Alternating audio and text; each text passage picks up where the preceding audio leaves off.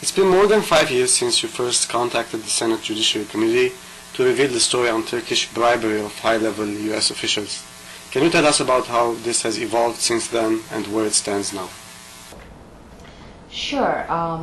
It's been slightly over 5 years since I went to the Senate Judiciary Committee, and I had briefing sessions with both Senator Grassley's staff and Senator Leahy's staff from the Judiciary Committee, briefing them in classified fashion in terms of giving them specifics, document number, document names, names of specific targets, and the issues themselves related to my case. And as you may remember, a few months after I briefed the Senate Judiciary Committee, both senators started speaking out pretty loudly in the media. We had the CBS 60 Minutes segment when Senator Grassley showed up and said, "Oh, this is outrageous. Even people within the FBI have confirmed all her stories, and we need to turn the FBI upside down on this issue." And at the same time, Senator Leahy was making similar statements. Credible to you? Did her story seem credible? Absolutely, she's credible. And the reason I feel she's very credible is because people within the FBI have corroborated a lot of her story. So you have this case, which has been, for the past 5 years, confirmed by congressional sources, people familiar with my case, confirmed by the Inspector General's office. This is for the Department of Justice's Inspector General's office. Never contradicted or denied by the Justice Department or the FBI. And again, I cannot talk about the details of my case. I cannot talk about the targets of certain FBI counterintelligence operations. But to see that individuals such as Mr. Grossman using that position to secure future higher level positions while in office, and I would like to emphasize this, while in office, and doing so while you have had several agencies knowing about it, and yet, and some people within these agencies wanting to investigate these cases, but then these investigations being prevented from going forward. You want to stop and say, why? In my case, with this one example that I gave you, I was told by my bosses, and these are the good people bosses, these are the agents that I work with, it was the fact that the Pentagon and the State Department, they were pressuring the Justice Department to pressing forward. Because I knew she was doing the right thing. I knew she was right. We compared notes, and it was identical. I fear for her in a way, because if somebody in the government thinks that she's getting too noisy, bringing out too much stuff, you don't know how far they would go, especially as high up in the government as this could be. The agents that I worked with, these people were solid, patriotic, good American, dedicated people, and they were as outraged as I was when I was going through these cases and reporting them internally. And they would be testifying under oath in Congress if they're called upon. If one of these committees, be it the Judiciary Committee or the Government Affairs Committee in the House, would set a hearing and bring these individuals along with others from the other side, these agents would be telling the truth under oath. And what would it take to get that done here today? Now, in 1980, 98, and 1999, there were so many pieces of evidence of U.S. individuals' involvements. We're talking about people with official positions, whether they were within the State Department or Pentagon or United States Congress, that forced the Justice Department and the good agents who did the right thing, again, they did the right thing, they started a parallel investigations which targeted these individuals that we may say they were committing possibly the acts of treason.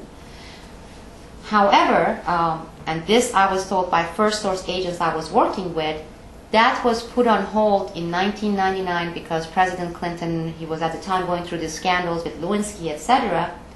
And what happened was, after the current administration came into power, and after I was working there, the agents and the operation, the unit, they were told to shut down that parallel criminal investigation portion of this.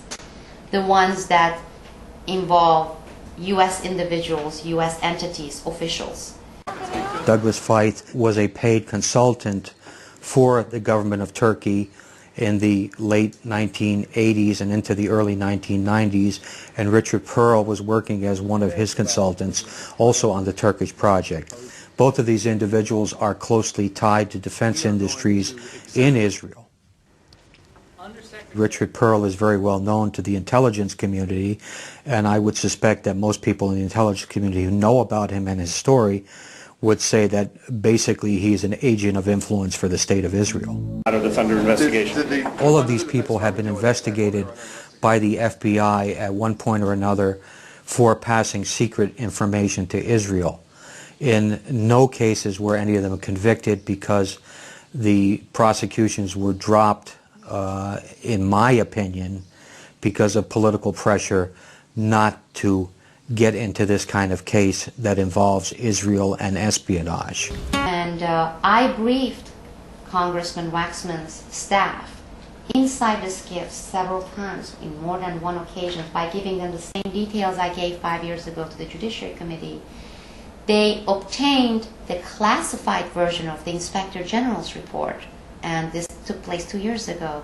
And they were outraged. Congressman Waxman, in fact, I have several letters from him saying he finds these actions against me and these gag orders stunning, and that if it were not for the majority at the point, the chairman, the Republicans, they were preventing a hearing from taking place on my case, that they would do it. And this is Congressman Waxman's office. I have already obtained the consent and names of conscientious good agents who work.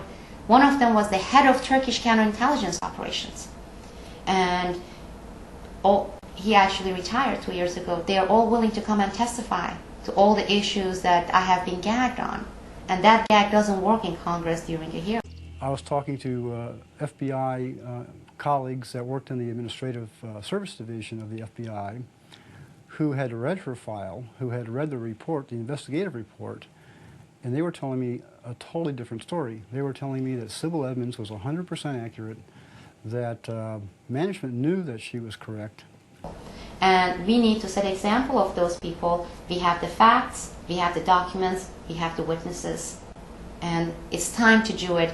So to do it, to stand up and to call, and not one phone call, calling Chairman Waxman's office, keep calling until they get an answer. When is that hearing going to take place? That's not difficult. For each citizen, it may cost them 4 minutes. But the benefit to this country and the number of issues that we're going to shed light to is way worth it. And if it was not, they wouldn't have gone this far to gag it, because I have been fighting very hard. But you need to pay attention. They have been fighting very hard too, because this is unprecedented. I'm not the only one who knows about this. Too many people know about this. The fraudulent 9/11 commissioners, every single one of them knows about my case and the details and the names and all the specifics.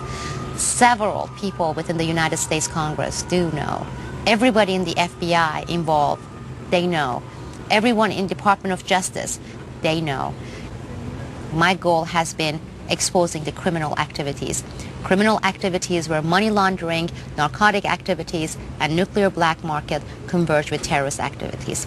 Put out the tapes, put out the wiretaps, put out those documents. Put out the truth. The truth is going to hurt them. The truth is going to set me free. Let's finish.